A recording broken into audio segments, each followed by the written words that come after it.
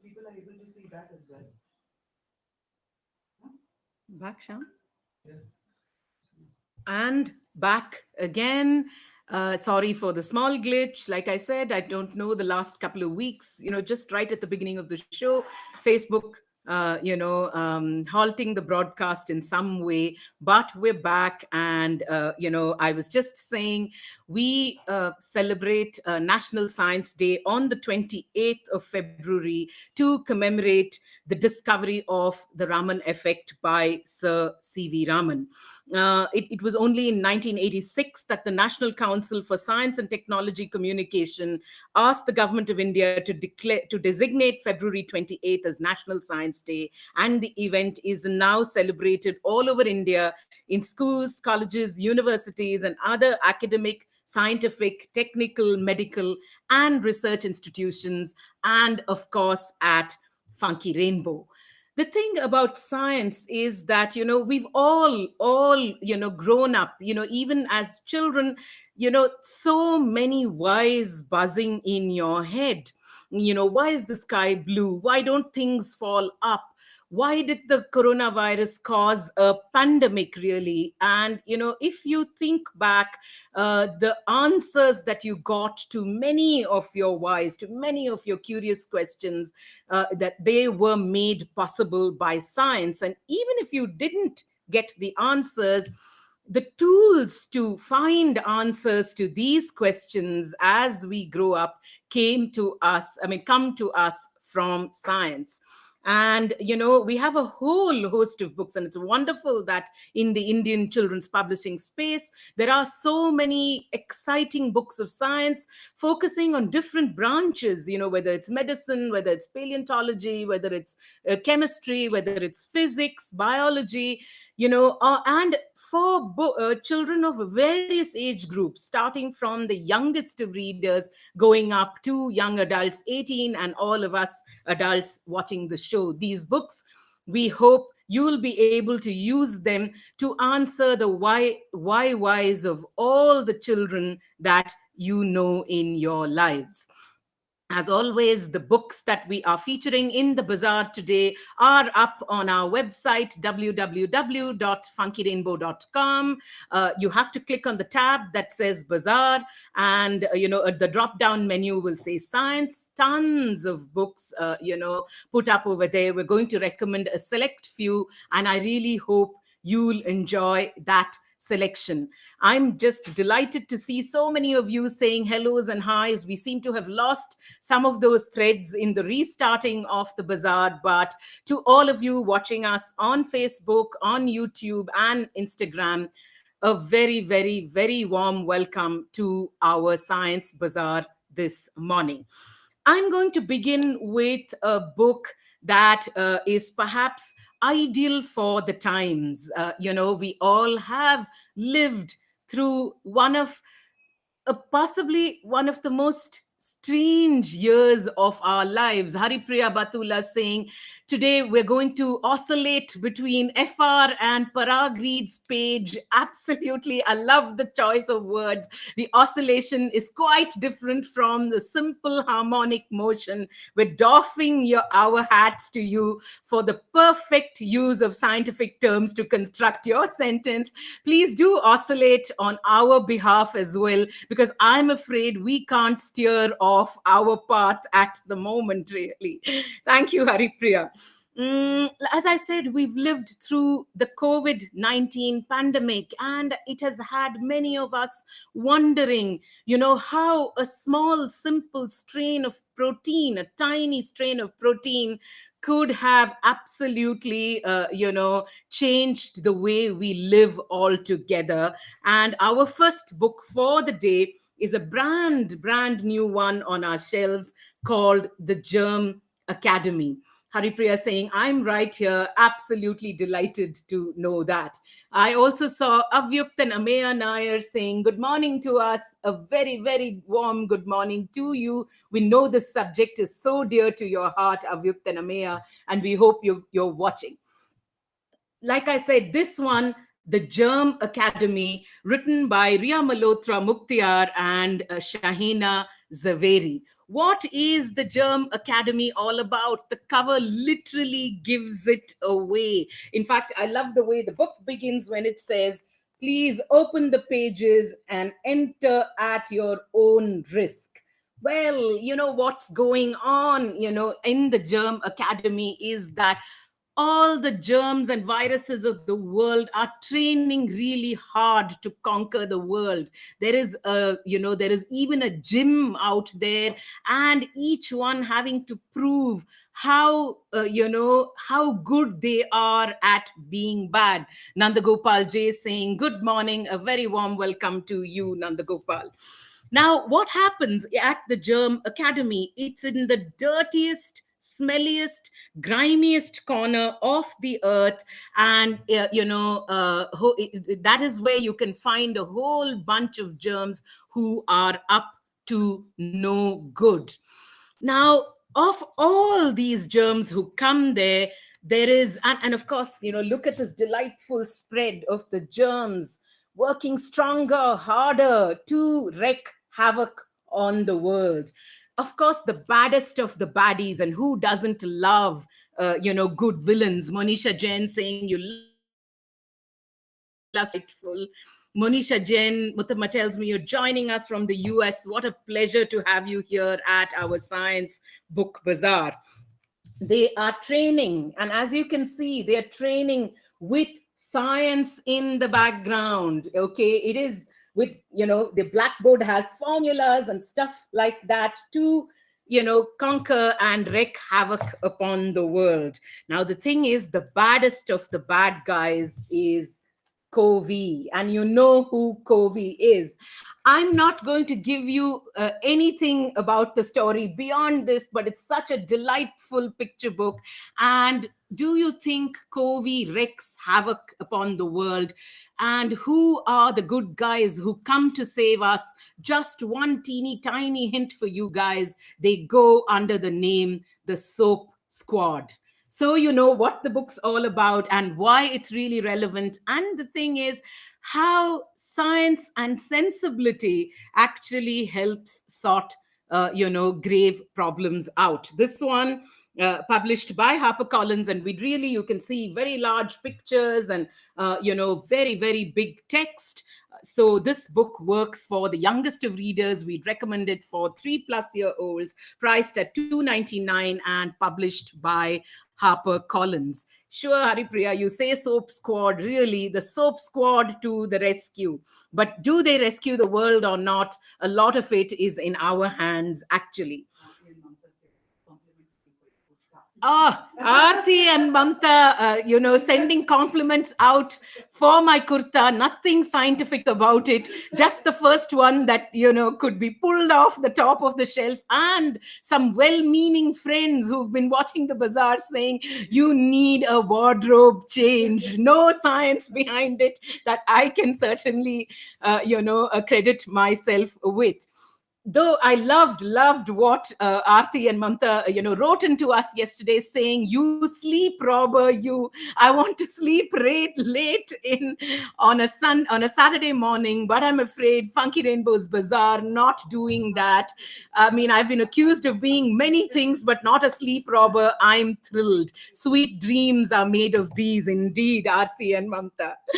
Our next recommendation for the day, a wonderful book from Katha called The Case of the Runaway Continents, written by Geeta Dharmarajan and illustrated by Joyita Banerjee.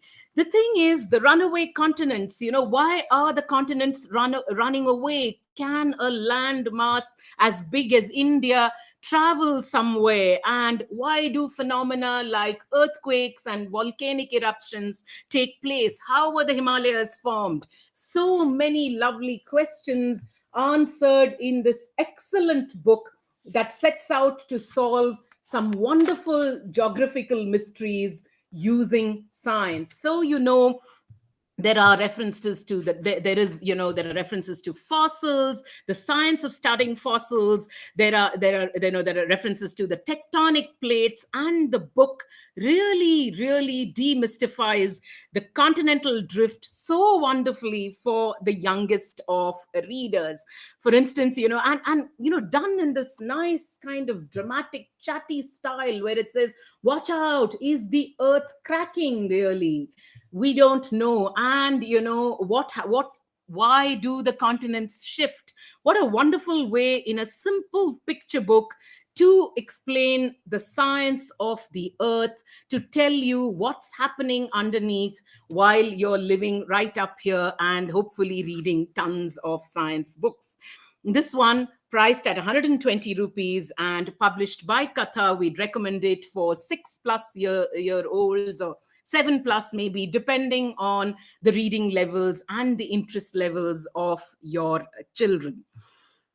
Our next book this morning is a sweet little picture book that I think is really the start of all things scientific, all things curious. I mean, we know children naturally are so curious. Aditi saying, hello, ma'am, good morning. What a pleasure to see you here this morning, Aditi. Lovely that you've joined us at our Science Bazaar. We know children are so intrinsically curious. I mean, they're asking questions always. And, it's just part of their natural world. It's not like we need to tell them this is science. They look around them and, whatever they see around them piques their curiosity. And this is a, charming book that really, brings alive the charm of that curiosity and what science can do to help you build on that. So there's this little boy called Gully, and I love the fact that he has a box of things. How many of you remember growing up, or how many of you young people watching remember that you had boxes with bits and bytes of things put away into it always? Gully's box is exactly like that. And he one day gets up in the morning and he sees that his grandpa is not reading the newspaper.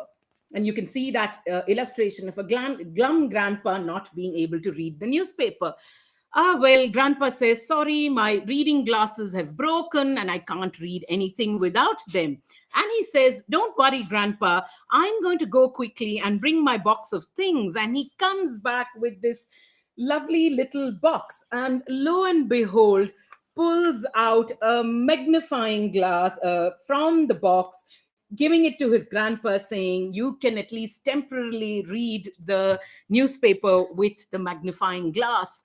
Obviously, every single time, there is something that comes out of that magical box that assists someone in some way. And when you finish reading the book, you will understand that this is science and curiosity at its best for our youngest readers. Good morning, David Williams. Absolutely a pleasure to see you here all the way from Australia on Runaway Continents. Oh, yes, I remember reading in my boyhood that India barreled into Asia at amazing speed, thus pushing up the Himalayas, which are still rising today.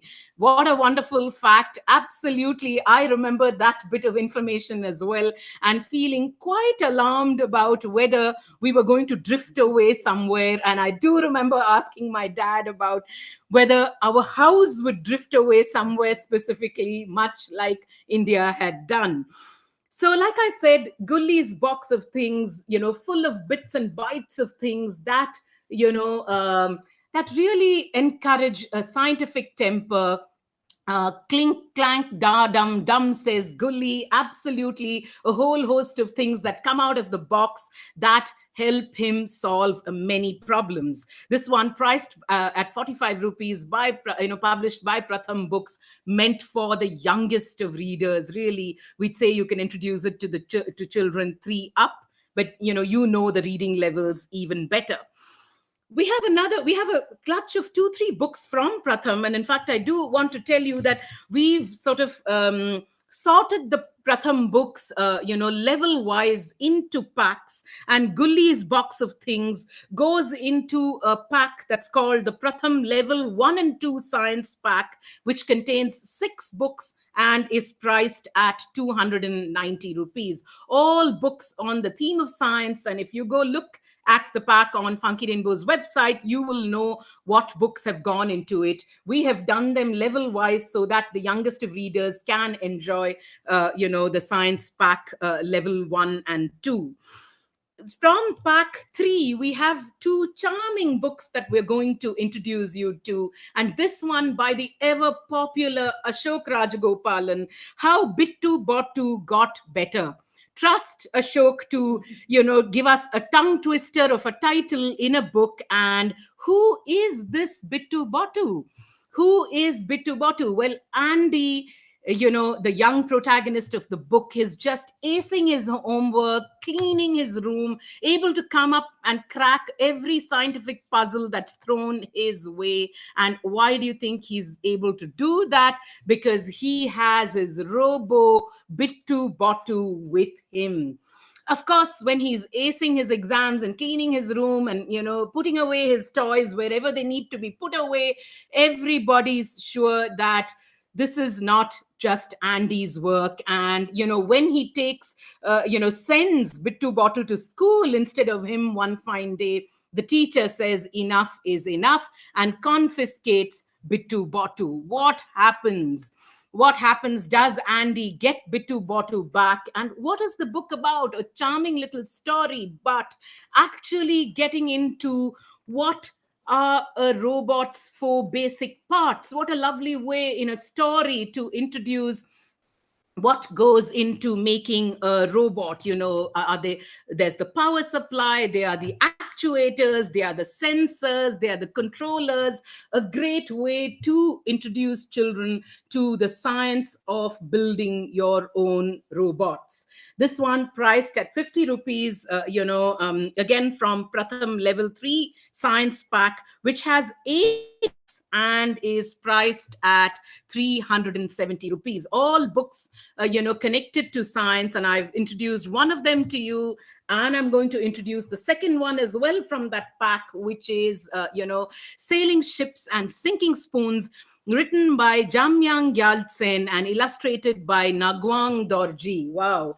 It comes to us. It's the story of 2 young Tibetan monks, Tenzin and Tashi, who are, and there's a storyteller in the monastery that they live in called Jenla, who makes them wonder why small steel spoons sink, but big ships sail in the water.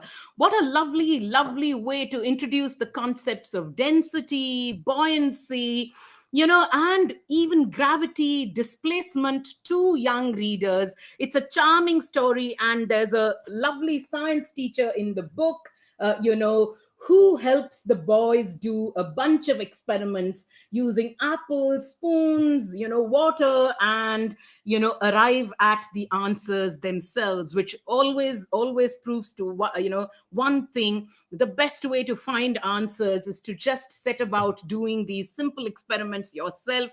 You have everything around you in a home to be able to conduct small, simple scientific, experiments to answer the very questions that make you think, why does a small spoon sink in water, but why does a big ship sail on it? So like I said, especially for schools and teachers and librarians watching, these Pratham packs are compilations of 5 6 books put together, all themed on different kinds of sciences, and put together as a pack so that it's easier for you to pick it up. Our third set of books, which comes from Pratham's level 4 science pack, this is a charming book, and particularly charming, Arya in the Cockpit. And flip the book and there's Raju's First Flight. children just love these flip books because it just makes them feel you can come halfway through the book, then flip the story and start reading another one as well. And in this one, written by Nandita Jairaj and illustrated by Upamanyu Bhattacharya, Arya in the Cockpit, the story of a young girl who is inspired by different people to become a pilot. And it begins with, at the youngest age, she's inspired by Rosamma, who's the trapeze artist at the circus in her village. But she grows a little older, and there is Kalpana Chawla, who inspires her to sort of take flight, so to speak. And going on, she discovers Amelia Earhart, who was amazing, who was an amazing aviator, setting several world records, especially the one of flying across the Atlantic on her own. But what is really lovely in the Arya story is that after she discovers some of these well-known people, she hears of people called Kumudammal, Sarla Thakral, and Angulia Bai. Who were they? The first Indian women to fly a plane. What a superb way to set role models in a story. I mean, introducing children to pioneering scientists, pioneering ladies who, stormed all bastions to do what they did. Lovely, charming book. And of course, in this one, Raju, the flip story is about a young boy called Raju who's getting onto his first flight and understanding what makes a plane really take off. Lovely book, from Pratham, the pack 4, I mean the level 4 pack. One more from the level 4 pack, Bonda and Devi, by author Rupa Pai and illustrated by Jeet Chaudhary. It's a superb story of of a young a young girl called Devi, whose best friend is Bonda. Who is Bonda? Well, Bonda can extend his arms.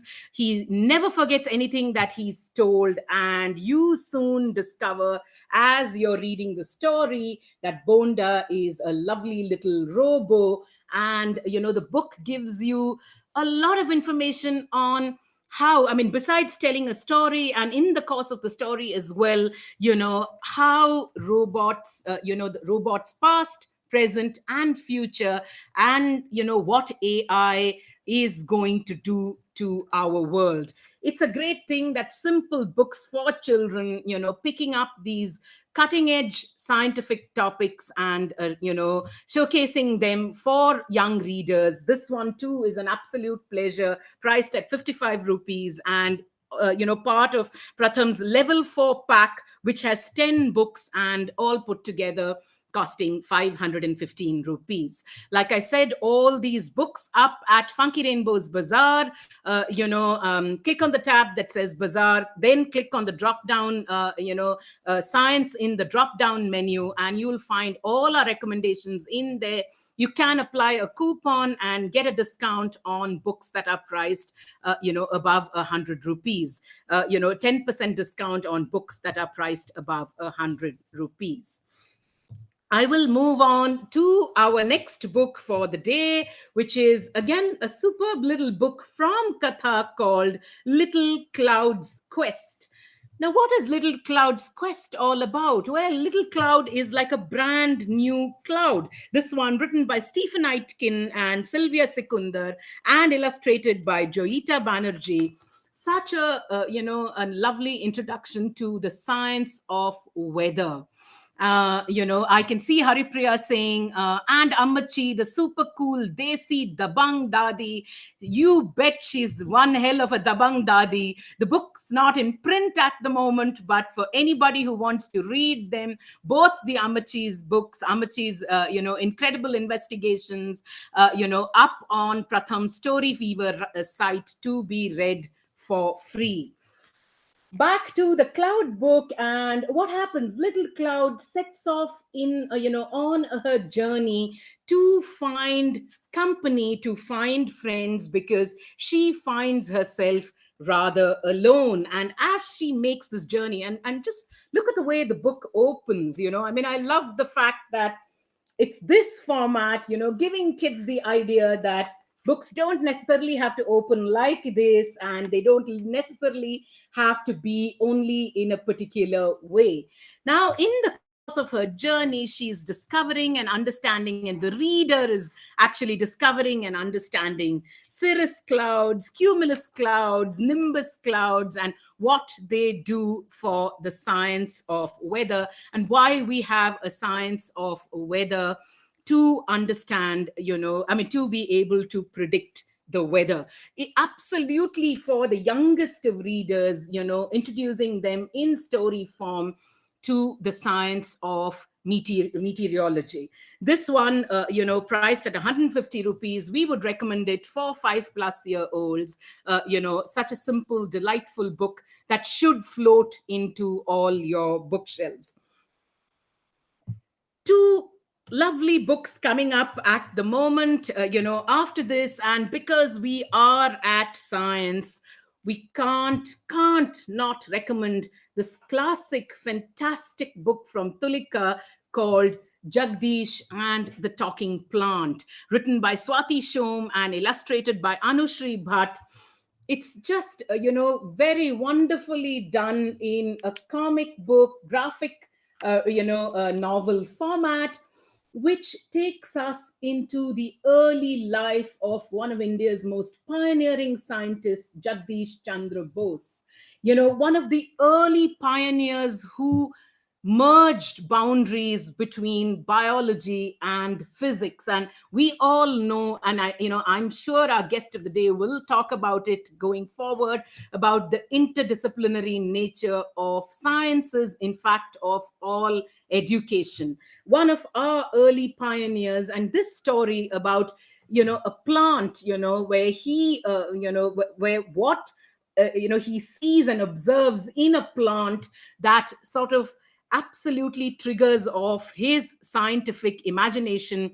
We all know it's the touch me not plant, and how that was instrumental in sparking a spirit of scientific inquiry and bestowing scientific temper on one of India's foremost scientist Jagdish Chandra Bose. And it's really nice because the book is tinged with little, I mean, there's a little timeline that gives you a glimpse into his life. There are humorous anecdotes and asides, but above all, giving you a fantastic introduction to the mind of Jagdish Chandra Bose. Haripriya, you say, love the interpretation of the story through the eyes of the mimosa which he researched. Yes, absolutely. That's the talking plant of the story. The Mimosa pudica, which is the touch me not, really. This one we recommend for 8+ year olds and priced at 225 rupees. While we are at it, and the fact that there are so many men and women, Preeti Ramchandran saying, although we bought this for our little scientist at home, we learnt a lot from this one. Indian authors bringing Indian scientists to our home libraries, enabled by our favorite independent bookstore, Funky Rainbow. Hooray! A big shout out going out to our wonderful fans watching us on Facebook, YouTube, and on Instagram. We have one more lovely little book from Tulika again, which we'd recommend for a 10+ year olds, which is called The A to Z of Scientists, which means we are, introducing scientists to you, Indian and Western, through the letters of the alphabet. So whether it's Archimedes or J.C. Bose, Madame Curie, Darwin, Washington Carver, scientists known and unknown, and scientists from all over the world, not just, the big, Western countries, but there are scientists that get covered from all over the world, including India. And you can see this one by John Rayleigh and with pictures by Anna Maria Jung, really sweeps across a whole gamut of scientists who worked maybe in this maybe in the area of space, maybe in the area of genetics, maybe in the area of biology, maybe in the area of chemistry. It's a great introduction to different people and different bodies of science as well. I mean, I think even for adults, and of course each one of those snippets, you can see this because we're celebrating National Science Day, the entry on Sir CV Raman, giving you excellent trivia that's not just just not a biographical sketch of the scientist, but a little bit more that gives you a peek into their minds and some of the fascinating work that they've done in the area of science. So this one, like I said, we'd recommend it for 10 plus year olds and priced at 250 rupees. Let me, say hello to a whole bunch of people before I continue with some more recommendations. Good morning, Matthew Jacob. So lovely to see you here all the way from Dubai. I hope you're enjoying some of these science presentations. I mean, some of these science books that we're putting out for you. I know we mean it for children, but I think the child and every adult needs to read all these books.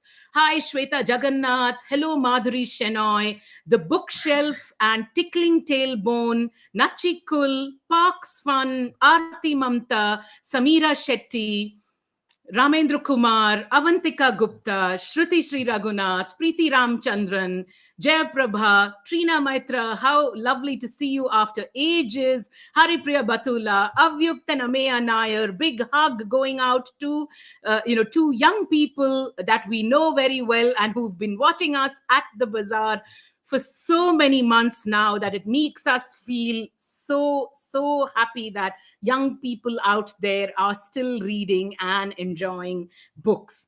Divya Menon, what a pleasure. Bindya Parvani, Savi Kernel, Analo Gears, Amisha, Tanya Gurun, Halfling Rogue, wow, Ashok, Disha, travels with dirty feet. We love that, really. Anu, Shruti Shetty, Monisha Jain, Tara Veera Raghavan, Sheena John, David Williams, Annapurna Das, and we really hope, Annapurna, your students are going to come watch us at the guest segment because that promises to be a really enriching session with a professor who is working at the cutting edge of physics and biology at Ashoka University. Aditi Kalamdani, Neha Jain, Ganesh Ramasamy, Ramaswarup M. Garontia. How lovely to see all of you at our scintillating science bazaar this morning. Thank you so much for coming out in such big support for this bazaar. I am going to continue with my next set of recommendations, and it's a set of books that makes it's a theme or a topic that has kids, and I think a lot of adults quite excited. The dinosaurs, really. And we've got a clutch of books, that take you into the world of dinosaurs in such exciting ways, helping you discover how the science of paleontology has helped us discover the history of the earth. And I'm going to was more a dinosaur for half of its childhood. sorry. Our mascot was always a dinosaur. Butama says our mascot was always a dinosaur. She's referring to Sham's son, who, for a big part of his growing up years was only a dinosaur. If he walked into the office, he would only do the dino roar at you. And I wish we could kind of get him to reproduce it right now. But one of the loveliest books that I have read on dinosaurs from India's, one of India's earliest publishing houses, National Book Trust, this one by Karen Haydock, and how marvelously she explains, the science. I mean, Preeti Ramchandran saying you touched the right note there. Guhan jumping here, lovely Guhan. All shout outs going to Dino Guhan, who can now, take over as our mascot. Annapurna Das saying this has been truly scintillating. This one by Karen Haydock, and a chit of a book priced at 60 rupees called From Bone to Stone, published by NBT, really taking you to through how dinosaurs appeared on the earth to the time that they disappeared. Very large formatted book, telling you a story, but then taking you into so many facts, little experiments, little things that you can absolutely do at the end to understand how the earth has had multiple layers. How did we excavate fossils to find the bones of these dinosaurs? This one is really a gem of a book, and Karen Haydock, a wonderful writer, really, telling you the story from bone to stone. This one priced at 60 rupees. We'd recommend it for 7+ year olds. In fact, there are some lovely there are lovely bits of information for that adults can use with children, pointing them towards questions that you can ask or things that you can talk about once this book has been read. Very, very quickly following suit, and this is a clutch of dinosaur books, really, of paleontology. This one called Stone Eggs, by Helen Rundgren and illustrated by Soumya Menon, is the story of Indian dinosaurs. Anita Satyajit says, your book bazaars make me want to be 6. Science can make anything possible, Anita Satyajit. So pick up those books and be 6 all over again, is what we'd say. Nandini Nair saying, hello, Sham, Muttama, and Vidya. What a pleasure to have you here this morning, Nandini. Divya Menon saying, I love dinosaurs. And I'm wondering whether it's the mum or the children who are loving the dinosaurs in this instance, and I'm sure a clarification will come in very, very quickly. If it is the children, indeed, I don't think Avyuk Nair is going to let that one go by. But this one is a story about Indian dinosaurs. Really, did dinosaurs not exist in India? Can't be, really, isn't it? And in a lovely is really, and when it got published so many years ago, one of those books that combined fact and fiction to tell you, to show our kids that dinosaurs were not only in Jurassic Park, right? They roamed right here in some of the places that we live in. And this book too, in this charming story format, giving us a timeline of Indian dinosaurs. It's really a great, the kind of book that children should dig in. Divya Menon saying, it is the children. Thank you for that clarification.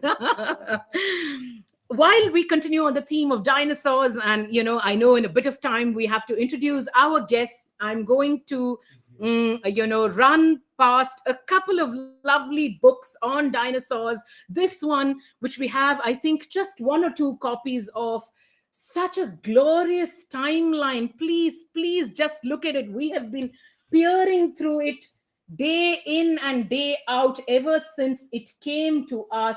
Just look at how fabulously this book from Usborne gives you a dino timeline. I mean, I can't imagine a child not getting introduced to the various periods in of the Earth's history, and the names of various dinosaurs and where they lived and when they lived. This one, absolutely a must-have book, priced at 599 rupees. 2 more excellent books on dinosaurs, and I know this is such a popular theme, and I know a lot of children will be jumping up and down in excitement about it. So we have this clutch of dino books that we wanted to showcase at one shot. This one too, The Adventures of Padma and the Blue Dinosaur, written by Vaishali Shroff and illustrated by Suvidha Mistry. A great, lovely book, that tells the story of a young girl called Padma and her grandmother, Labu Ben, who discovered that the flatlands on which they grazed their cows is no ordinary flatland, but once the walking grounds of the dinosaurs who lived there.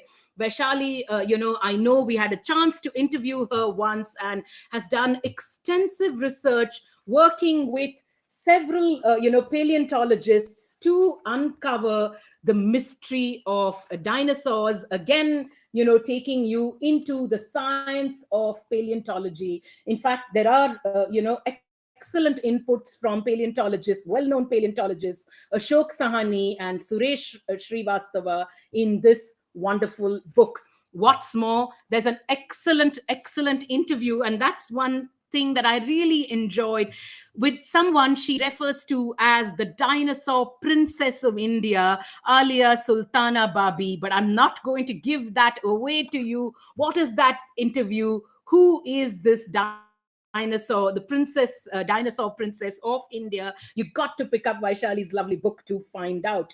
Again, this one blends fact, fiction, and science very well. I love Padma and the Blue Dinosaur. Absolutely, Avyuk Nair, a book to be loved and enjoyed. Good God, David Williams saying that Dino Timeline book looks amazing. You keep reminding me of mind bombs that exploded in my boy brain decades ago. I was at school when scientists finally put together that the children of the dinosaurs are still with us. They are the birds. Absolutely. What Mutama says, what a David-like explanation about those mind bombs, really, right? This book on dinosaurs priced at 399 rupees, and we'd recommend it to children 9+-year-olds. And one quick final book on dinosaurs. I know you must think, have we become obsessed with dinosaurs? But I do really know how much children love it. And this one from Scholastic is an encyclopedia of dinosaurs, of course, introducing different dinosaurs as well as Indian ones. I mean, imagine extinct creatures capturing our imagination like nothing else. This one from Scholastic is indeed an entire and accompanied by wonderful photographs and illustrations of old dinosaurs and newly discovered ones in India and across the world. This one priced at 399 rupees. I know I love asking this question as part of an India quiz that I do.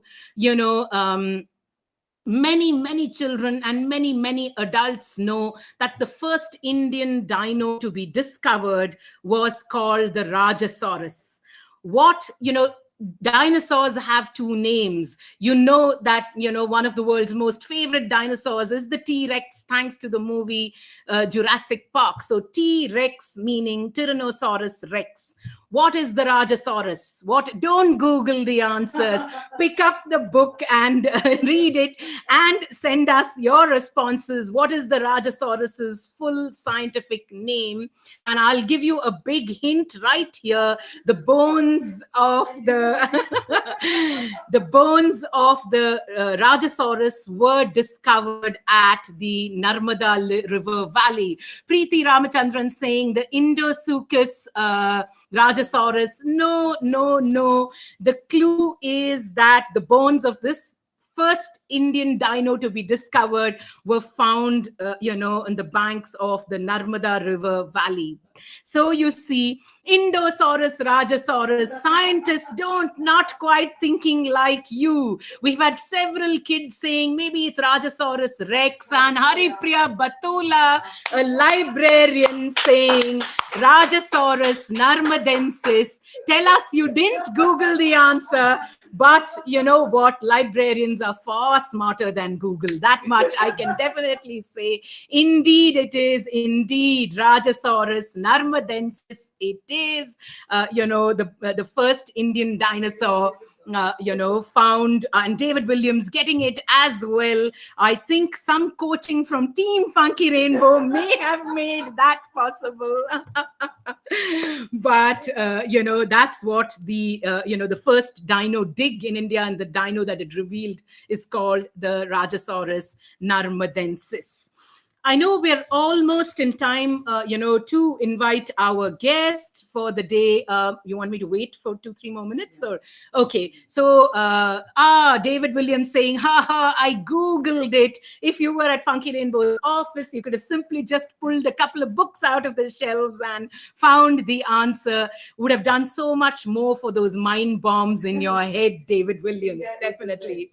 With the book India is the best. You would have talked about Children at the library taught us, Haripriya saying, children at the library taught us about dinosaurs. Really, how very wonderful, and what a great way to kindle their interest in some sciences, taking them through what they love and enjoy already. I'll make one book recommendation before we invite our guests. Muttama requesting me to wait because some school children poised to, join us at the bazaar in 5 minutes. So we'll just give them a bit of time to join in. But our next book that we're going to recommend is one that I just read last week, and I so loved this fantastic book by author Shruti Rao called How We Know What We Know, published by Penguin India, and like I said, illustrated by Shruti Rao, and written by Shruti Rao and illustrated by Sumedha Sa. Why is this such a lovely, why did I enjoy this book so much? Because one of the first things that it sets for you when you read it, and it's all about little things that you look around and that make you wonder why. What the book tries to tell you is that the answers to those whys come from science, and it's not one woman or one man who's found the answer, but a continuum of people working across centuries, across decades, making scientific discovery possible. I really believe that Shruti Rao's book does a fantastic job of showing us that how science is a collective achievement, and if we have solutions, and if we can find solutions to problems, puzzling problems around the world, it is because of science, and it's because people are working right through. So it takes there are segments on all things that are alive, there are segments on the world around us, there are segments on inventions, modern lives, and latest discoveries and ideas that change the world. It's so lovely because you can just dip into the book. You can dip into the book, read two questions, get answered. Get questions answered on 2, 3 little things, and put it away and come back to another day. And come back to it another day. What is lovely is that we have author Shruti Rao has sent us a video all the way from the United States, just to to introducing her book to us. Manisha Jain saying it's so much fun listening to you, Vidya. Thank you so much, Manisha. Muttama says please thank her first for reminding you to join us at the bazaar. But we'll play this little video about Shruti Rao talking about this wonderful book that's come new on FR shelf. Hi, I'm Shruti Rao. There's a lot that we know about the world around us. We know that birds migrate, we know that trees make their own food, we know that climate change is real, and we know that racism is nonsense because all of us are so much alike. But how do we know what we know? It is not like we woke up one morning and all the knowledge had come to us. Over the centuries, lots of scientists have worked and struggled and gone after the answers to all the questions, and they have found out what we know. Along the way, there have been some spectacular successes and some total flop shows, but at the end, there's a lot that we know about the world around us. My book, How We Know What We Know, is a bunch of 50 such wonderful, fascinating stories. I enjoyed putting them together, and I hope you enjoy reading them. Get your copy at Funky Rainbow. Happy reading. Such a lovely book indeed. Pick up your copy at Funky Rainbow. Children, adults, anyone 9+ years of age, 10+ years of age. The book really sparks your mind, and you can keep reading it in bits and pieces. Gray Matter is saying, such a superb book, Shruti Rao. I'm really enjoying it. Absolutely. I thoroughly enjoyed this one too. Fascinating stories of discovery and invention, how we know what we know, priced at 250 rupees and available at Funky Rainbow's Bazaar. Again, click on the tab that says Book Bazaar. The drop down menu will have a segment that called Science, and this one definitely in it, and which should reach several bookshelves very, very quickly. I'm going to, now introduce our guest of the day, Professor Gautam Menon, who is going to join us just in a bit. But, we are so delighted that a professor of physics and biology from Ashoka University, Sonepat, is joining us to talk about the amazement of science at our bazaar this morning. Professor, Menon's bio, is, we could spend an hour like just admiring the work that he has done. He holds a PhD in physics from the Indian Institute of Science, Bangalore, following a master's degree from IIT Kanpur and an undergraduate degree from St. Stephen's College in Delhi. He worked at the Tata Institute of Fundamental Research, Mumbai, and then taught at the Simon Fraser University in Vancouver, Canada, before returning to India to join the Institute of Mathematical Sciences in Chennai, where he worked for 20 years before joining Ashoka University. He spent a year and a half, as a visiting professor at the National University of Singapore between 2011 and 2013. He is the recipient of the Swarna Jayanti Fellowship of the DST India in 2005, which is India's most prestigious fellowship for mid-career scientists. He was named an outstanding referee of the American Physical Society in 2011, an honor conferred on a fraction of 1% of its 70,000 odd referees worldwide. Trust Professor Menon to give us a mathematical puzzle, even in his bio, basically. He was awarded the DAE SRC Outstanding Researcher Fellowship in 2010. He is an elected fellow of the National Academy of Sciences in India. He currently leads several collaborations aimed at the mathematical and computational modeling of COVID-19 in India. And if you've been following, Professor Menon's work, he has, appeared on several news channels and on several, interviews and, newspaper features, talking about the pandemic. And, we are so honored that he's taken time out to join us, because above all of this that he has done, this huge list of achievements, he's keenly interested in making scientific learning accessible to people, particularly enjoying teaching very, very much. Thank you so much, Professor Menon, for joining us this morning. It's a pleasure to have you here at our book bazaar. Our friends on Instagram, sorry, just 1 second. Our friends on Instagram, if you want to continue watching the show, please do log into our YouTube channel or on Facebook, because we can't stream this interview on Instagram at the moment, but it's something that you absolutely should not be missing. Welcome, and thank you for joining us, Professor Menon, at our Science Bazaar. Thank you so much, Vidya, for that very kind introduction. I'm very happy to be here and very happy to be talking to you.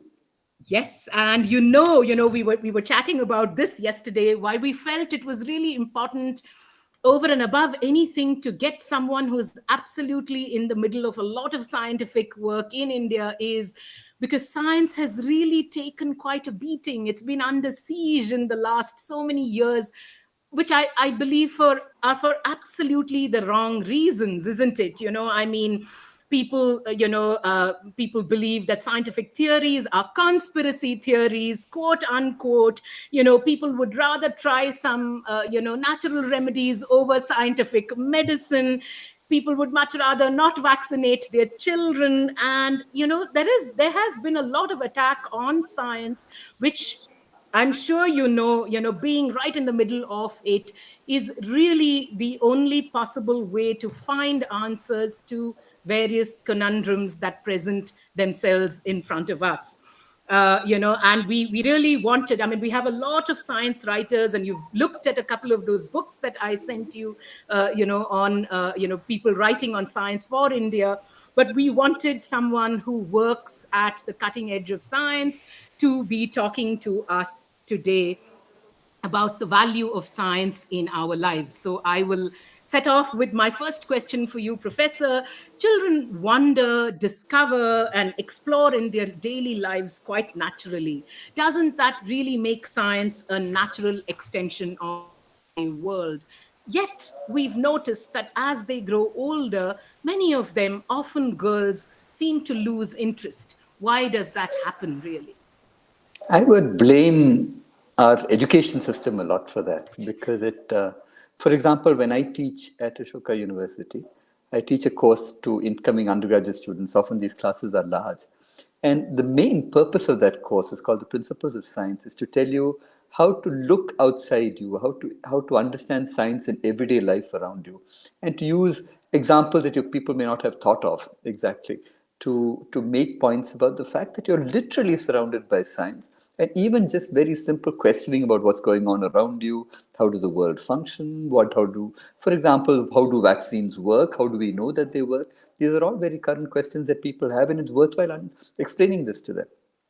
So even though you did mention that this is a time when science is under siege from a lot of people who sort of prefer unscientific explanations for things, medicines that are out of the way, that have not been demonstrated to work. I think that the sort of flip side of that is there's been an unprecedented amount of explanation about science that is available now to the public, written most beautifully by really the best science communicators around. I think the rise of science communication as a field for people, for serious writers to get into it, to just be able to explain the joys of thinking scientifically about the world is certainly very important. And that I think is really increased over the last 10 years. And in particular with COVID-19.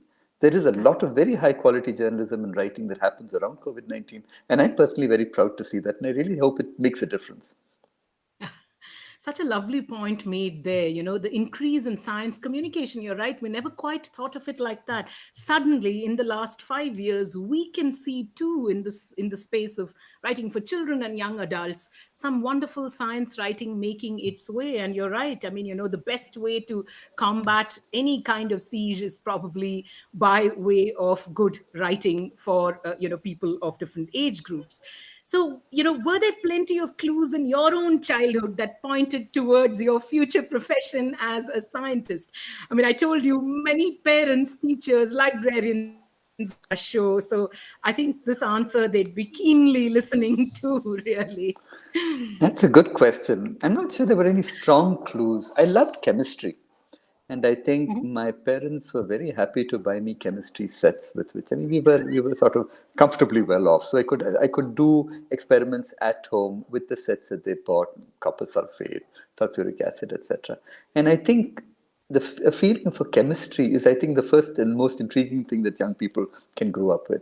I didn't have enough exposure to the natural world, and now when I see what students, I mean, in a sense of someone explaining to me what those wonders were and taking me out a little bit. At the University at Ashoka, where I work, there are courses that students can take that are specifically just involve walking around and looking at the Wow. natural world, birds, butterflies, the greenery around them, and trying to understand a little bit of the biology that goes into the ecology that surrounds that. I wish I had something like that when I was young and growing up. So it was mainly chemistry. I had wonderful chemistry teachers. I had one in particular who really made a big difference to me in thinking about science. And I suspect that the seeds of everything that I did later really comes down to teaching. So I think both teachers, I think good teachers are extremely important. Good librarians are very important, and good parents, in the sense that parents have access to children all of the hours in which they're not at school or not playing around, and often in just trying to give sensible answers or find out what the answers are to children who ask them questions. Children are endlessly questioning, and the Correct. secret to parenting is to get them to ask questions and to be completely, to feel that they can ask questions and the parents will take them seriously and will try to answer these questions. So I think there's a responsibility on parents, there's a responsibility on children to ask questions, it's a responsibility for teachers to make a difference. And I really think that the teachers that you have growing up, whether in mathematics, whether in physics or chemistry, can make a huge difference to how you think of science when you grow up, and how to, you keep being excited by science, keep reading about science whenever you find it. And, to be an intelligent skeptic about the stuff that people say to you in newspapers and so on. That's very important in this time more than any time before. You really have to worry about fake news, and you have to keep your head about it to make sure that what you're understanding and interpreting of the world makes sense. Love those words, intelligent skeptic. I mean, skepticism really has brought us, it is, every time you question something, you're obviously thinking about it. What a lovely turn of phrase, raise your children to be intelligent skeptics. That's what it is. Were they, I mean, you spoke so much about your love for chemistry, and that was also sort of, encouraged by your parents and teachers. Were there any women and men of science who were role models in your growing up years, and even now, as a professor of science?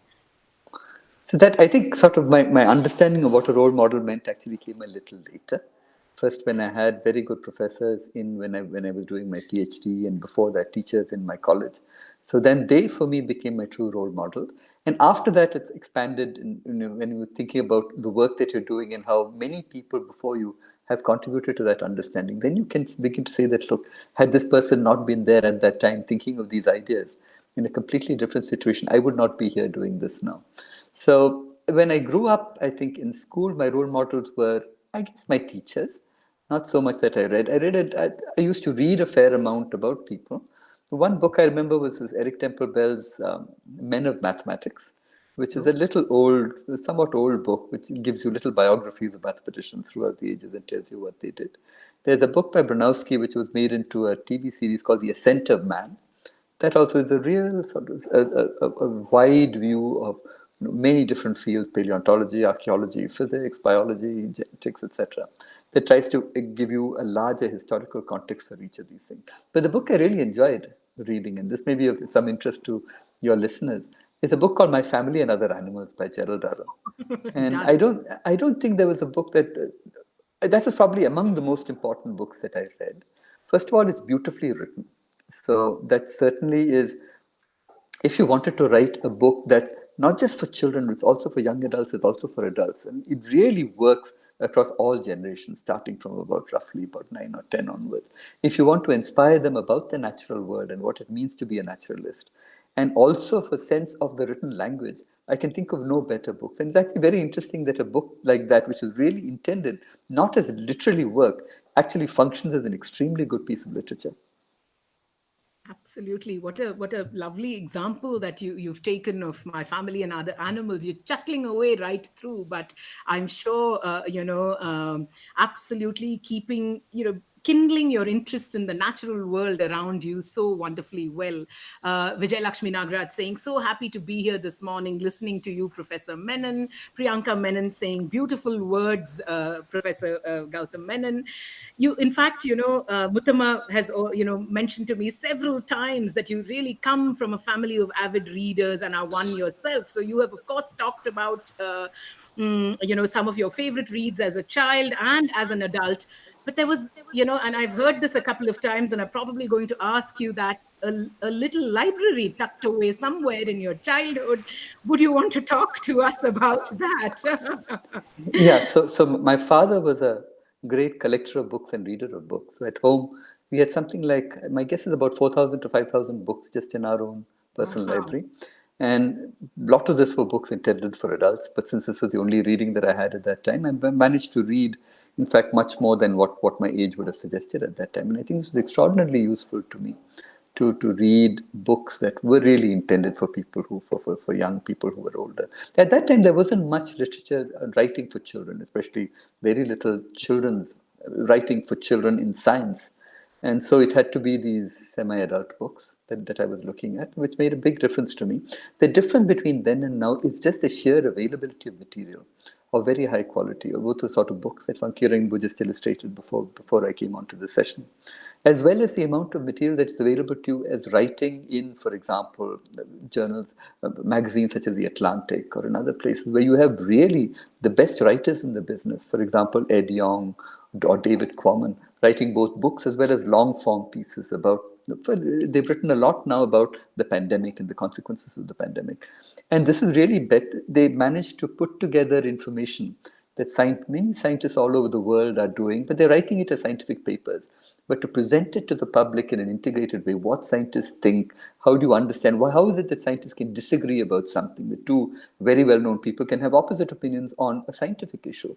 They explain all of these things in great detail. And that's, again, also in India. There's absolutely wonderful writing, especially in the medical and the health side, by Indian journalists, by Indian science journalists, a large number of whom are women. And again, this is an amazing sort of feature of the times that we live in, that we do have such good people doing something that is really important, which is writing about science, writing about daily life, writing about health, and how all of these things intersect together in our lives.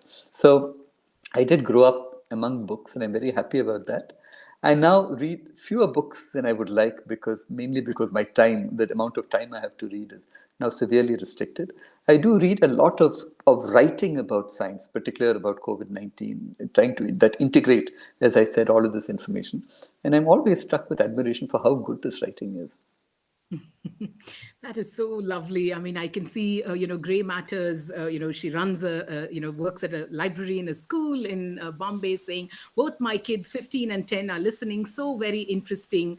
Matthew Jacobs saying, speaking of parents, Dr. Menon, I'm honored to have come across your parents, kind and gentle-hearted philanthropists, being a Delta Study alumni, and also to be involved with Raksha to this day.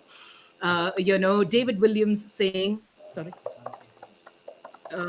Just sorry, 1 second. There seems to be some glitch. Shall I continue? Who can't hear me? Okay. Are you not able to hear me? Okay. What do we need to do? Just 1 second. We'll. I'll just try him and start again. We were just going to, bring him back again.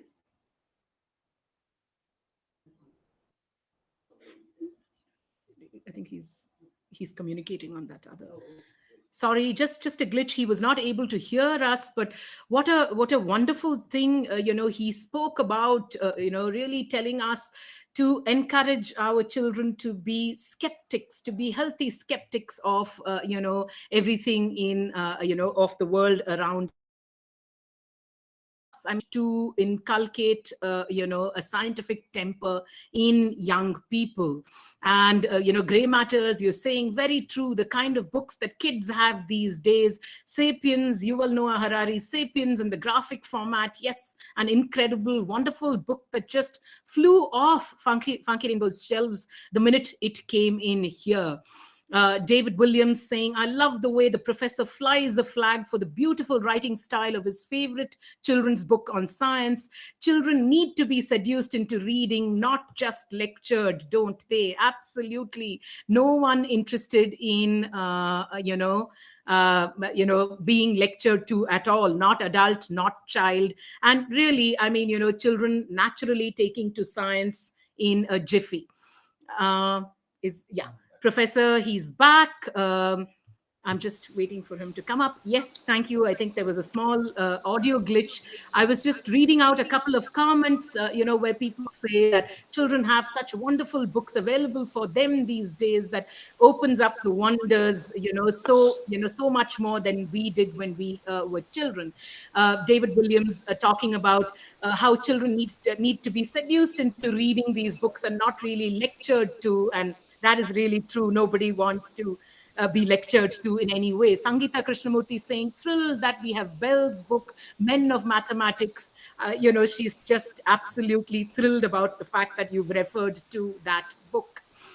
Preeti Ramchandran saying, Professor, it's great to interact with you through the FR Bazaar. Quite often, my 6-year-old is faced in a dilemma and will be great to hear your guidance. For example, his teacher quotes from his textbook that Mercury is the hottest planet, while my son tries to explain that it is indeed Venus trapping heat due to the atmosphere. Our school content is probably not being refreshed at the pace at which science is advancing. What do you suggest that parents like that do when their children are faced with these quandaries? Oh, that's a wonderful question. I apologize. I was sort of offline for a bit because there was a lot of feedback in my mic.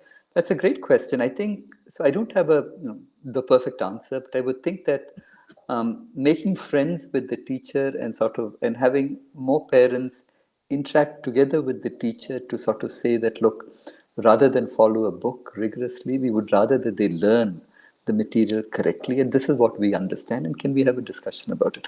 I know that some of this is a bit idealistic. It may not work. Teachers are under stress. They teach many classes a day and so on, but I think maintaining that link between parent and teacher in regard to education of the child is important. This is really the only thing that I can suggest. And of course, the other thing is supplement this, provide the right information at home and figure out a way how to communicate that to the class and to the teacher without ruffling too many feathers. And everybody needs to come together in this. You need help, cooperation from principals, from science department, from the heads of department, as well as the teachers. So it's not. So it's more the people aspects of this that are harder to handle than getting the science right. The science is usually fairly clear, and you're completely right about the fact that we do learn more as we go along. And the facts of yesterday may not be the facts of today once we actually do new measurements, better science, better engineering. And our understanding improves. And now then that will be set in stone after that. The material we learned before was just wrong. Lovely, yeah, lovely response. Actually, to keep that linkage alive, like parent, child, teacher, I mean, that possibly really just helps, correct these errors and make maybe our curriculum get more advanced, really, right? There's a lot of talk, I mean, taking off from schooling and science at schools. There is these days any talk about experiential learning involves STEM. I mean, everybody is talking about, I mean, the blend of science and mathematics and engineering and technology. Is it really true that STEM education helps children better understand the world? I think that's certainly true. And I think, without an understanding of some mathematics, some science, etc., whether you do something unrelated to science and mathematics completely, that's fine. You can wind up doing English literature, you can wind up doing economics, you can work for a company, you can work as an engineer. But your life is enriched by an approach that is scientific and has a little bit of mathematics in it. You're just able to spot the holes in arguments better if you can understand how to think scientifically about it. And that's very important.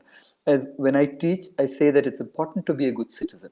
And these are all components of being a good citizen. You must know enough economics to make sure that the government is not fooling you when it brings out some new law that alters your taxation, etc., etc. You must be aware of those issues. You must be aware of social issues that are again very important.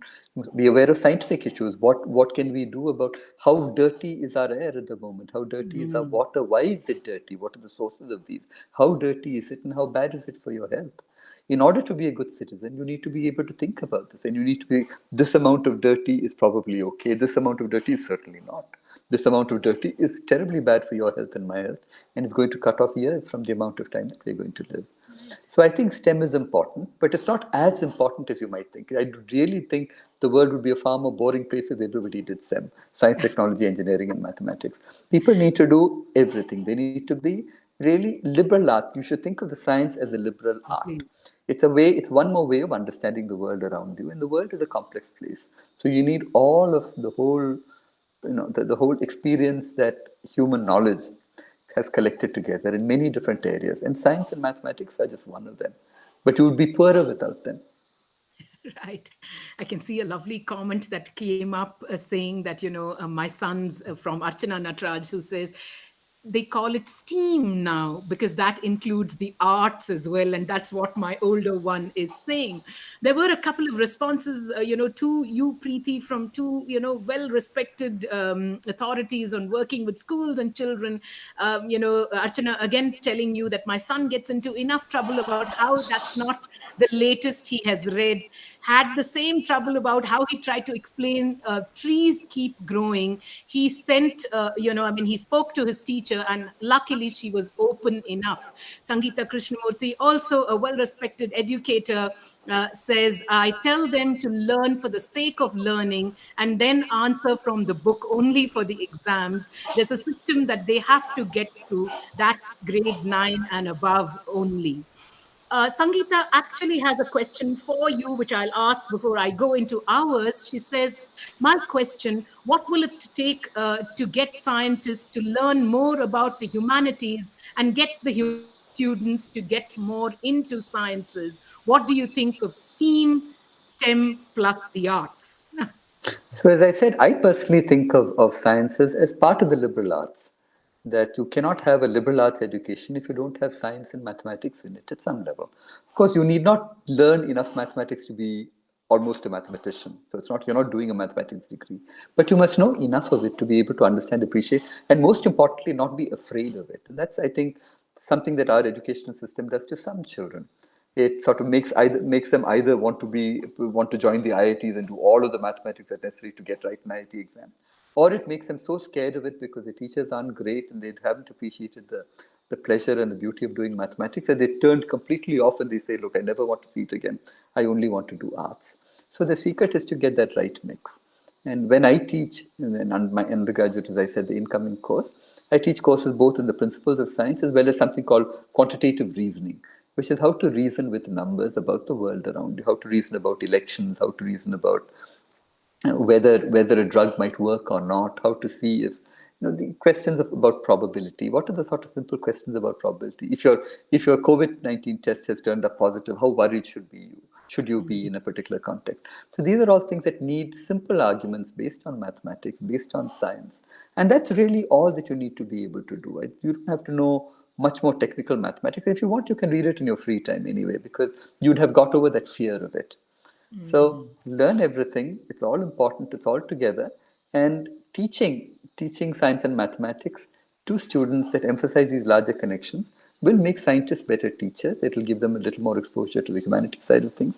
And similarly, the other way around, when you teach the humanities, if you emphasize how science contributes to our understanding of those very humanities, we will. For example, it's very hard to know that we are practically identical genetically to someone in South America or Africa or Russia, and then sort of try and stand up seriously and say that, look, that people have made serious arguments that there are genuine racial differences between people and these mean something in terms of IQ or other things like that. That's what science can tell you, that, look, there is absolutely no reason to believe something like that. Such a lovely answer. Sangeeta has made the absolute right point. Brilliant answer. Into that country may my country awake, is what she says, really. No, I mean, the interdisciplinary nature of all education, I think it can't be stressed upon more. And, I'm sure your work, as a leading researcher and leading authority on the study of viruses and the spread of viruses has taught you that has shown you that the interdisciplinary nature of sciences, is so relevant. And so that, of course, bringing me to the one question that so many people sent our way, saying that a question that I literally say that we can't wash our hands off. Are we staring at a second wave of COVID-19? Or, you've done a lot of work on the spread of the virus and researched and spoken about the pandemic considerably. What would you have to say about that? I think what people don't appreciate enough is how much of your own personal behavior, your own social behavior determines how a disease will pan out. I mean, it's probably true that while in the big cities of India, Bombay, Delhi, etc., a good number of people have already been infected. And once that happens, it's a little harder for the disease to spread among that population.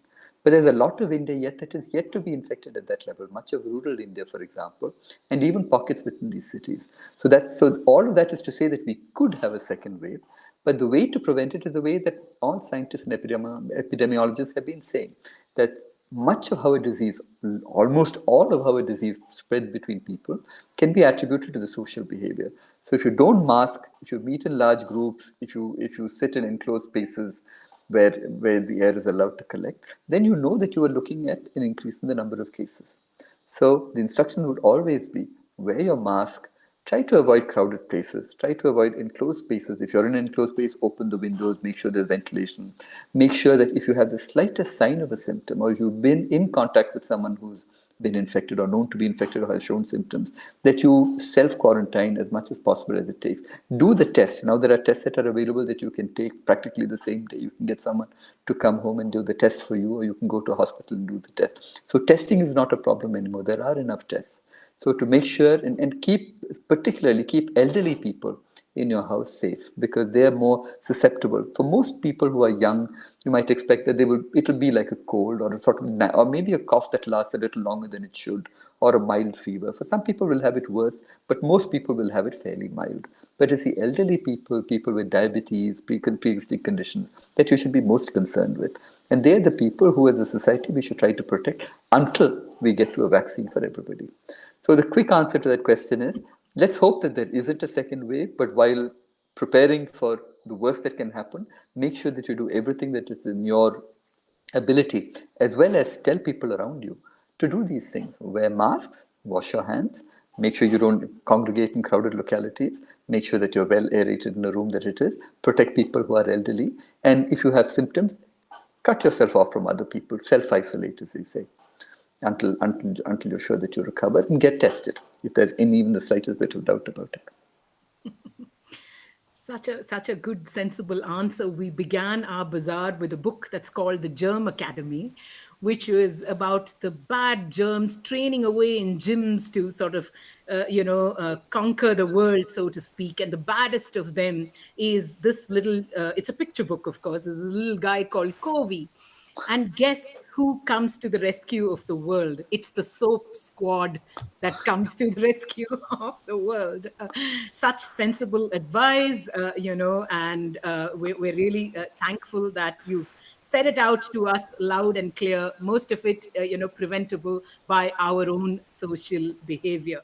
Muttama, of course, reminding me right here that you've been very strict with your own mum, telling her to stay inside and not go out, but sensible advice, really.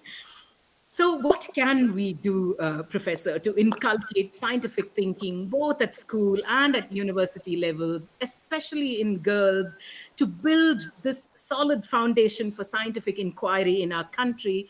Our parents and teachers watching would be most happy for some practical tips and advice that they can implement just in their everyday lives. I think the main step that we can do as both as parents and teachers is just to point to interesting things around us and get to asking the questions about how do they work, what's happening, why are leaves green, for example, why do why do seasons happen? That's another very interesting question. Why do people think that the climate is changing? Is it really noticeably getting warmer now than it was earlier? What's happening to the water around us? What's happening to the air around us? What does noise pollution do? This is something that anyone who lives in a city will know about, that there is the sort of average noise levels have grown up far more now.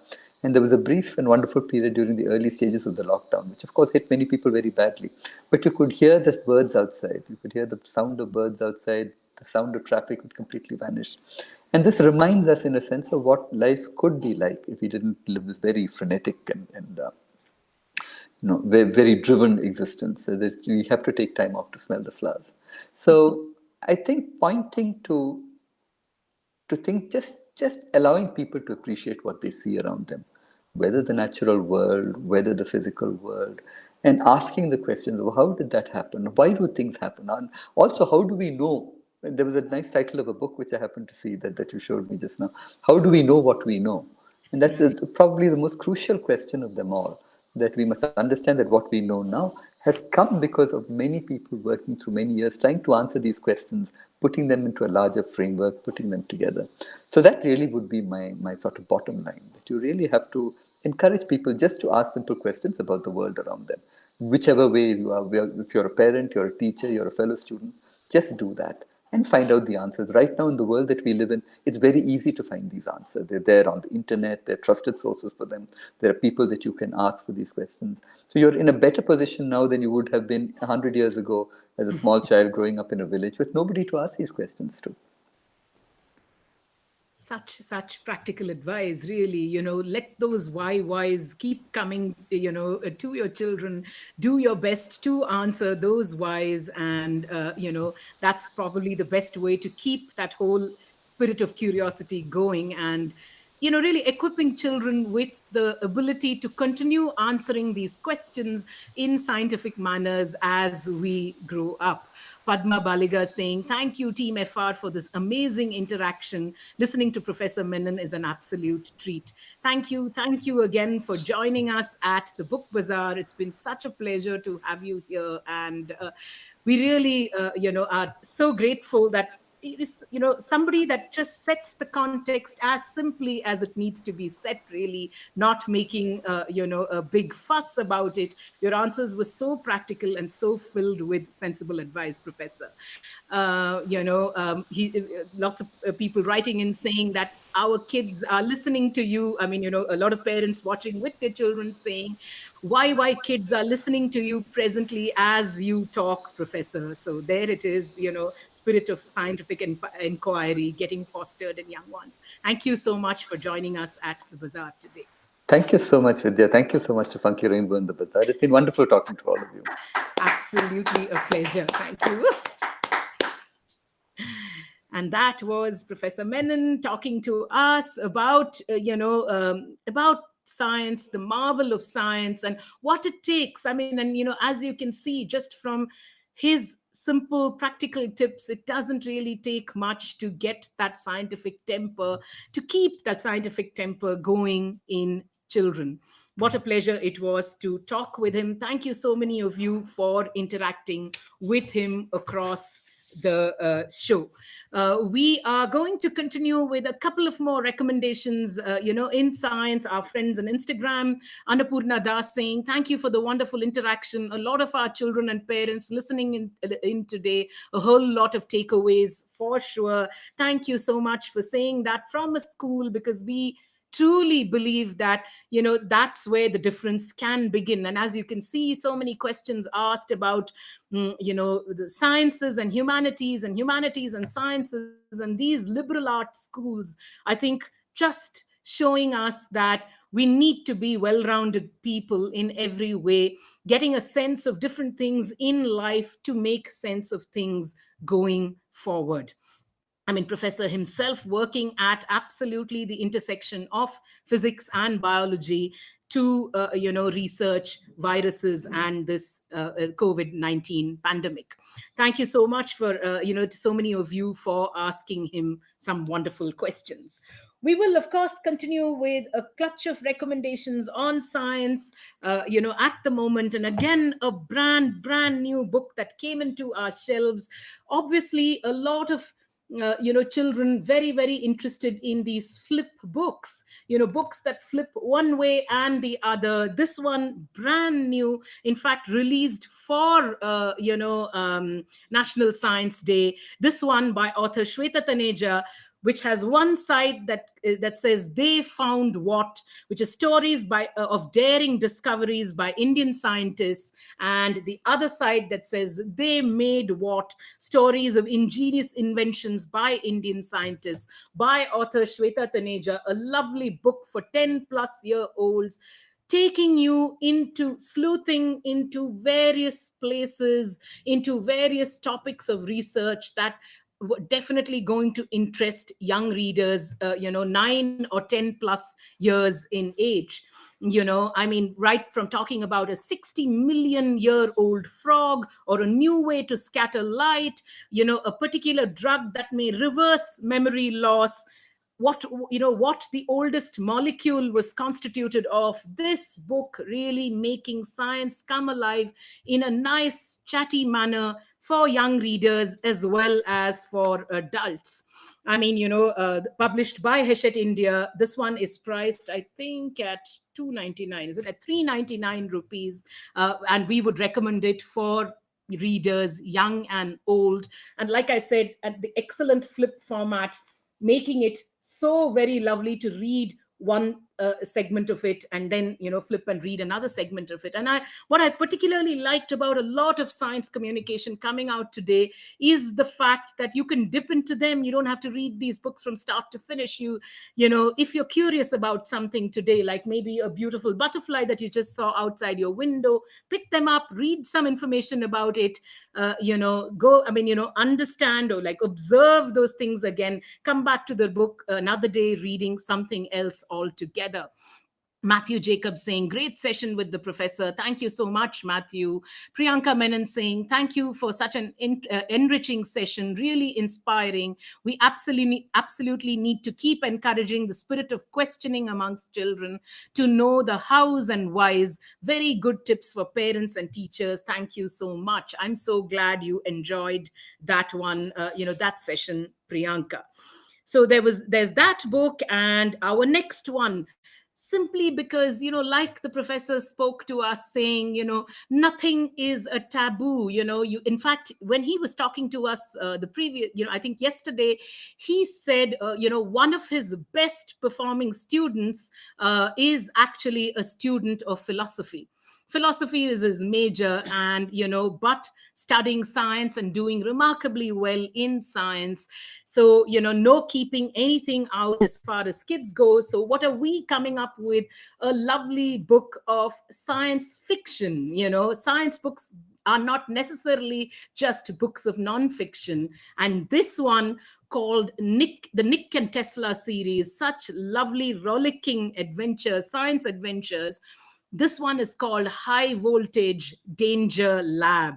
And, a mystery that takes you into electromagnets and burglar alarms and several gadgets that you can build for yourselves. It's really an explosive mystery that we would recommend again for 10 plus year olds. It's illustrated. You can see that the book has, large pictures. So maybe even 9 if children are reading at a younger age, but 10 plus definitely. So this mystery set in an abandoned house, and a mysterious girl, a strange SUV, and Nick and Tesla Holt, the protagonists, setting out to solve the adventure, which eventually gets them into a high voltage danger lab.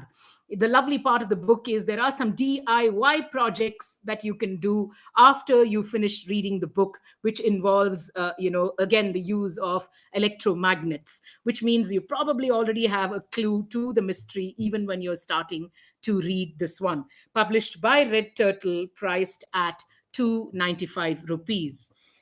We have 2 excellent little books, or collections of science experiments, and one of them, the first one of these 2 books, written by a writer whom we greatly, deeply admire at Funky Rainbow for all the excellent work that he's done, in the space of science, Mr. Arvind Gupta, with his 10 Little Fingers, a gem of a book from NBT.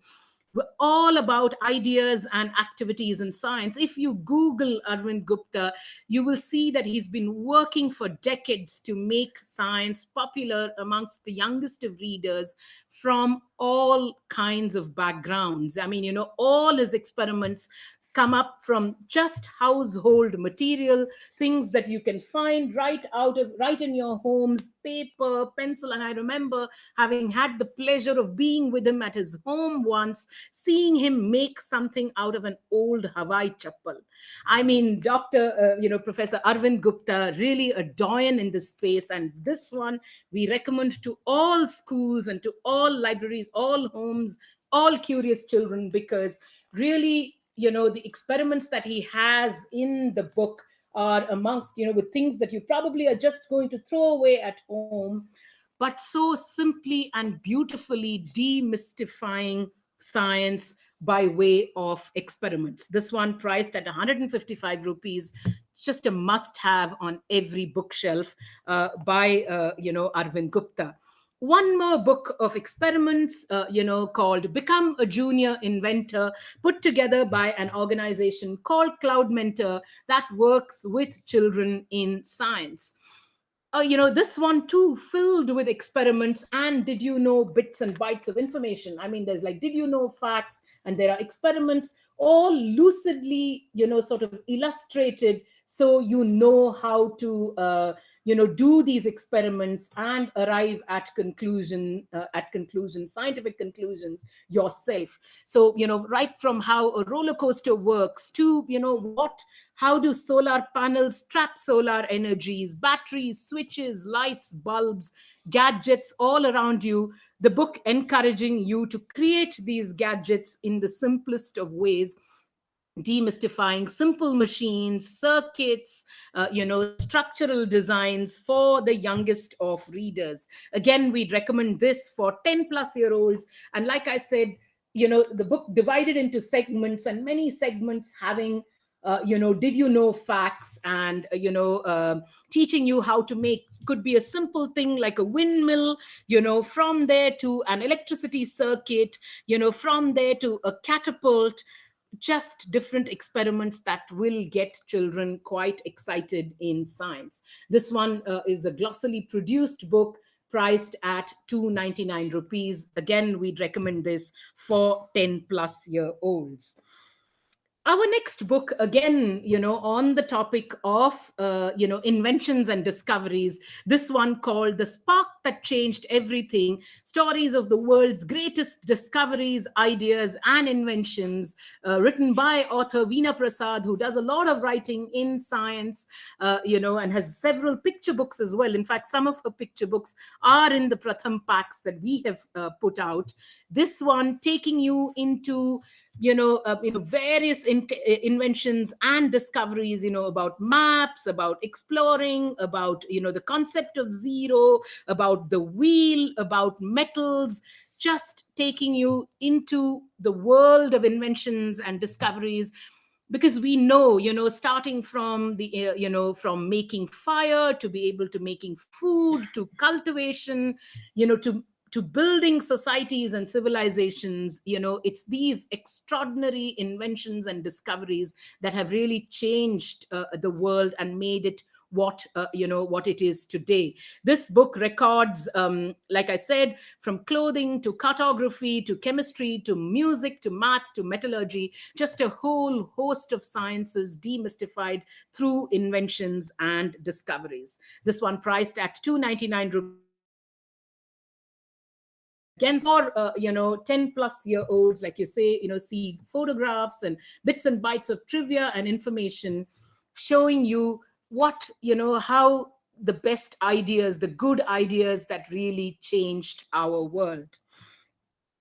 We have, of course, a clutch of books, science fiction books, and we know that science fiction is really popular with young readers. So one of the excellent ones on our bookshelves, and because we wanted to showcase books of fiction as well as non-fiction as well as biographies in the course of the Science Bazaar, this collection of of science fiction, one of the finest ones that I've read in recent times. Golan's a very, very well-known organization putting together these anthologies of science fiction. But this one, the first time, the book of South Asian science fiction, edited and with a foreword by Manjula Padmanabhan, whom a lot of you know as a wonderful writer of humor as well as science fiction. It's got great, stories, as well as, many of them that stem from India.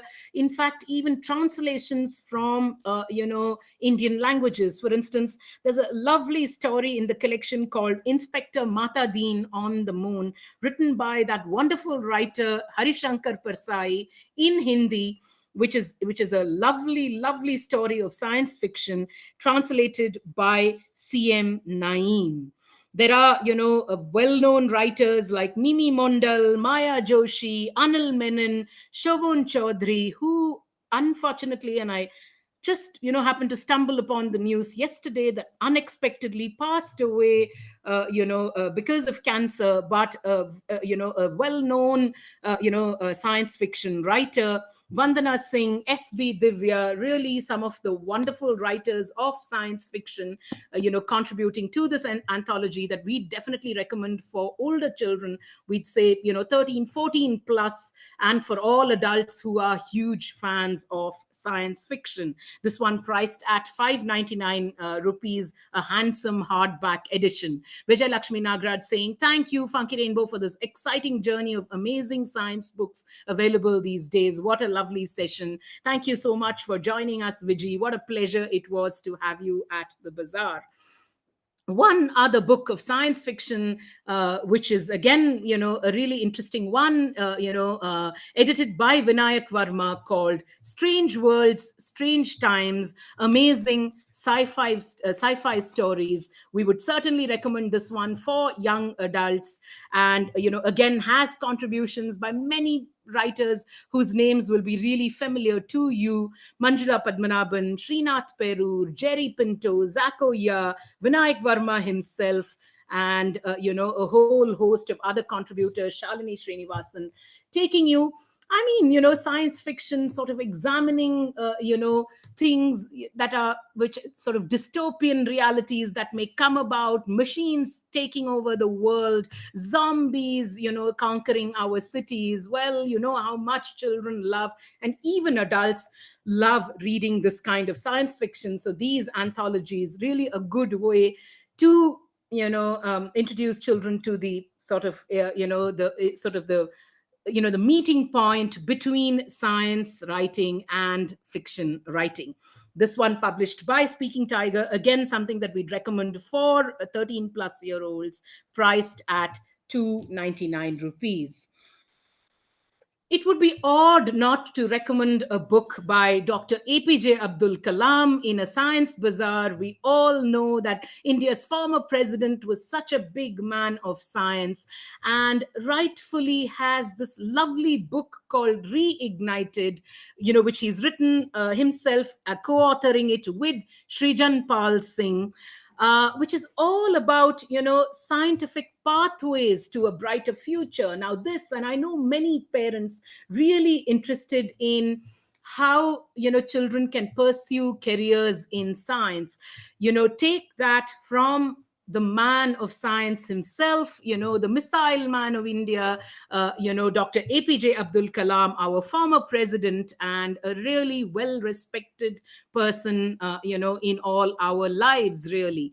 So what does he do? He takes you on a fascinating quest in this book into the realms of science and technology and the extraordinary achievements that they make possible.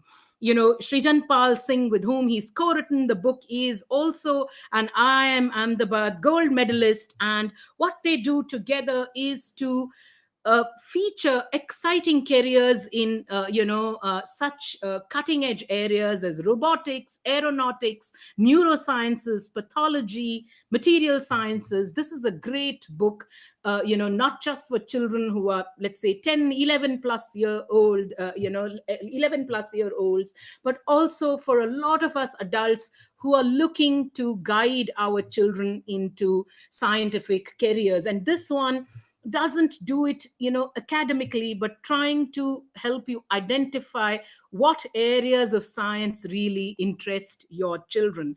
Published by Penguin India, priced at 199 rupees. I think schools and homes would definitely be glad to have these books in, on their shelves. I've been given strict instructions to give you water from Annapurna.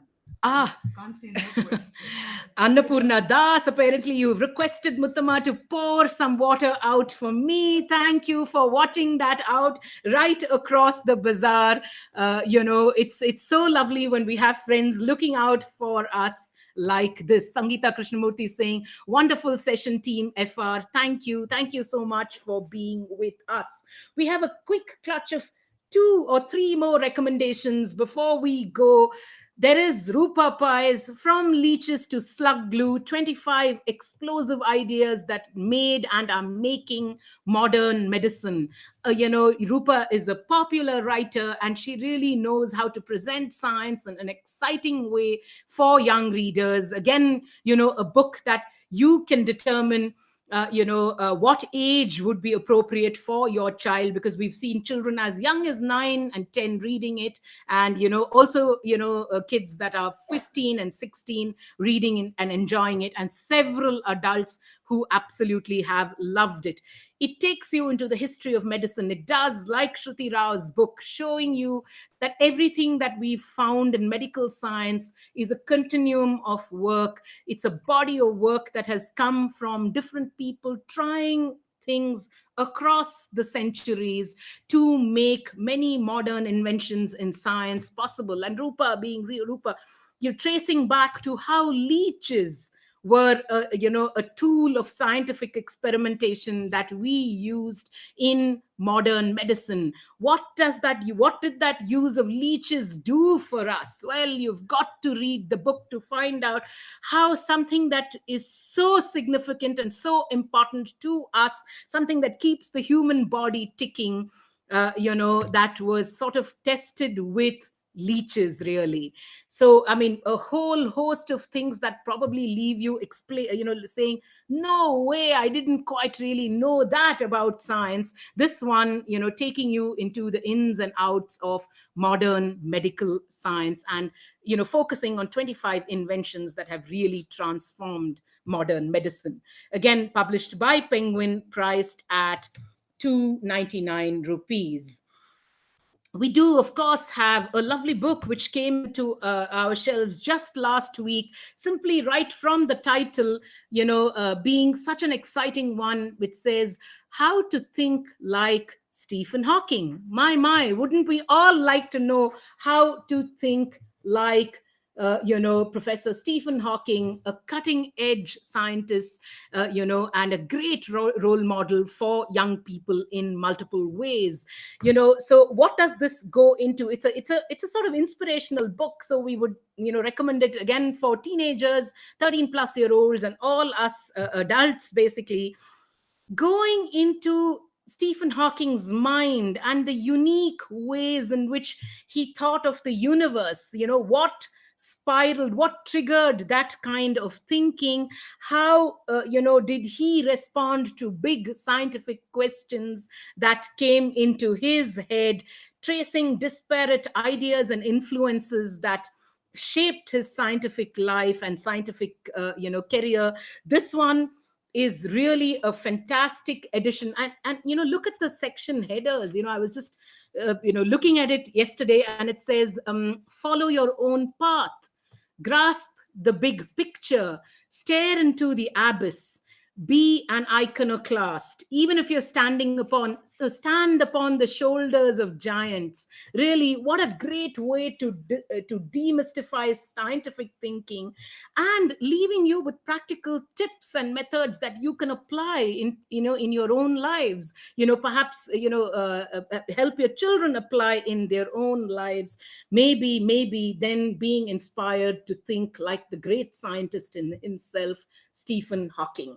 This one priced at 299 rupees. And of course, while we are at it, want to show you that we have a lovely little picture book on Stephen Hawking himself, written by the wonderful duo of Aarti Muttana Singh and Mamta Naini, and illustrated by Nizara Verulkar, that does the very same thing for younger children, goes into the young life of Stephen Hawking, showing us how he was not quite like other children.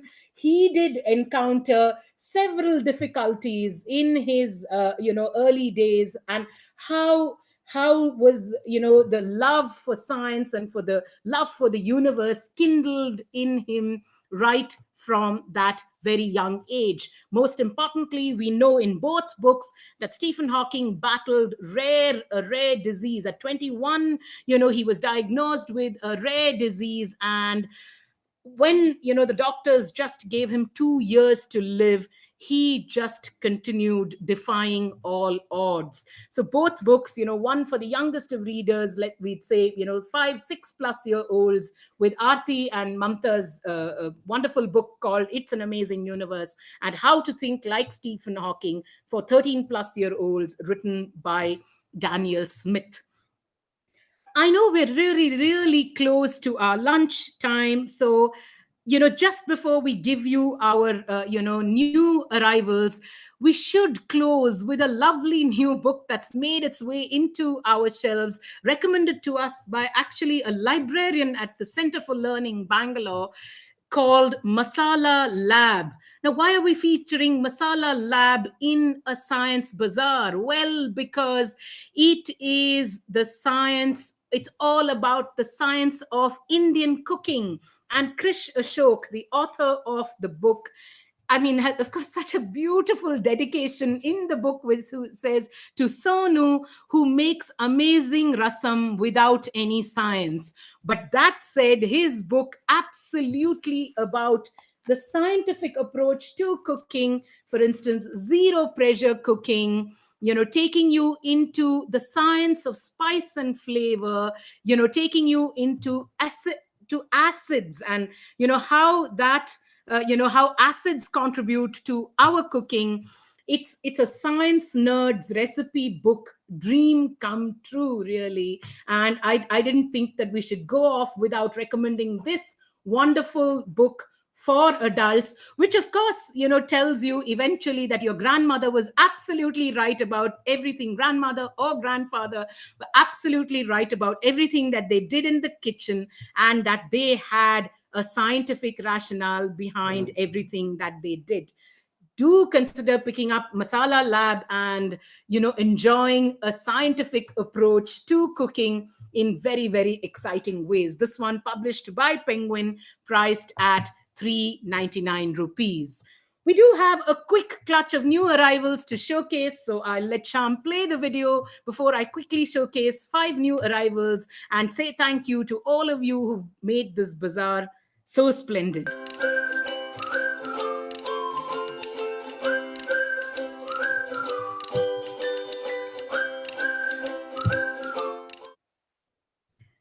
Brand new on our bookshelves, and very quickly just showing you this gem of a big book that came to us just last week, called Agla Corn, written by Mini Srinivasan and illustrated by Priya Kurian. Gosh, I absolutely don't need to say that much to you, except gaze on this spread, ladies and gentlemen, and just see Agla Khan, the story of a procession on the roads of India, kindling, a child's curiosity so wonderfully and so beautifully. This is a book published by Ekalavya in Hindi, and we're certain to put it into one of our forthcoming bazaars, priced at 260 rupees. I think it's got to be on virtually every shelf of all of you watching us at the bazaar. Mamta and Aarti, stars of the show, it seems, because there are 4 lovely books that they've brought out, which we haven't read yet, but in here at Funky Rainbow, with such a lovely title that I'm sure resonates with several adults more than children, really. Eeks, I saw an ant. Eeks, I saw a bee. Eeks, I saw a cockroach, and eeks, I saw a mosquito. The fantastic. So, of course, we can hear a few eeks right up here at our office at the moment, really. But it's a fascinating set of books that takes you into the world of insects, and I think we're going to be pretty busy in our gardens this weekend looking at each of these insects with a kinder eye than we have always given them. Fantastic books published by Penguin, priced at 199 rupees each. Way to go, Mamta and Aarti. How very prolific you ladies are. And in between all this writing, even taking time to notice that I have a new kurta on. Hats off, ladies, is all I can say to the two of you. The next one, of course, a lovely book that has come in from HarperCollins. This one I had the pleasure of reading just before putting it into the new arrivals section, called The Best at It by Maulik Pancholi. Lovely story of a young boy struggling with his gender and sexuality, and for a change, not a book meant for young adults, but meant, I think, for 9, 10 plus year olds. It's an emotional story, and it's a about an Indian American boy trying to come to terms with his identity in more ways than one. So delighted that such lovely books make their way, into our shelves these days. Published by HarperCollins and priced at 299 rupees. There is, of course, Gopal's Gully by Zareen Virji, whose cover simply wants me to dive into it almost instantly. Brand new book, which I think came in just yesterday or maybe, day before yesterday. But it is a debut novel meant for young adult readers about a Dalit boy in UP. We have to read the book to see, how its story pans out, but certainly looks, from just the cover, like a very, very interesting read. Published by Penguin India, meant for 12 children, 12 years up, priced at 250 rupees. And of course, we cannot not show you Amitav Ghosh's latest book called Jungle Nama, which is a poem and really a celebration of the Sundarbans and the Bon Bibi myth and legend. Again, a new arrival at Funky Rainbow. So amongst all the books, this is the one that I'm going to read first, just right now. It's, of course, Ghosh writing in verse. He's written the story of the Bon Bibi myth in verse. And I'm simply, looking to enjoy this one across the weekend. Gloriously illustrated by Salman Tour. Several copies of it available at Funky Rainbow. And we do know, so what a wonderful writer Amitav Ghosh is. This one published by HarperCollins, priced at 699 rupees. Is HarperCollins, right? Published by HarperCollins, and and of course, like I said, a story of the Sundarbans. We would recommend this for all adults who are big fans of Amitav Ghosh. All of these available at special discounted prices. Please do check out our bazaar. Click on the tab, that says Science to find all the books that we featured at the bazaar today and the ones that we couldn't talk about, of course.